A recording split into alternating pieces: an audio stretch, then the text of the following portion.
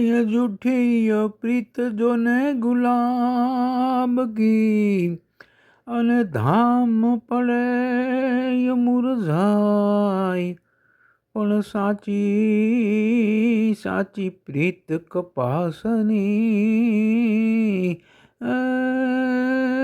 મુજ સંગે હસી જાય.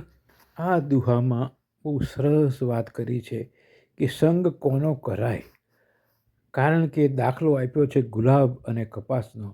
ગુલાબનું જે ફૂલ હોય લાગે સુંદર, દેખાય સુંદર, સુગંધ સુંદર આપે, પણ જ્યારે બહુ તડકો, ધામ કહેતા તડકો, જ્યારે બહુ તડકો પડે ત્યારે એ મુરઝાઈ જાય છે અને થડથી ઘણીવાર અલગ થઈને પડી જાય અને મુરઝાયેલું અલગ બેસી રહે, પણ થાળીની સાથે સહકાર આપતું નથી. જ્યારે કપાસનું ફૂલ ઝીંડવામાંથી સાહેબ જેમ તડકો પડે એમ હસતું હસતું બહાર આવે અને જાણે તડકાને સાથ આપતું હોય અને પોતાના થડને, કપાસના થડની સાથે ચોંટીને રહેતું હોય અને એનાથી અલગ પડતું નથી.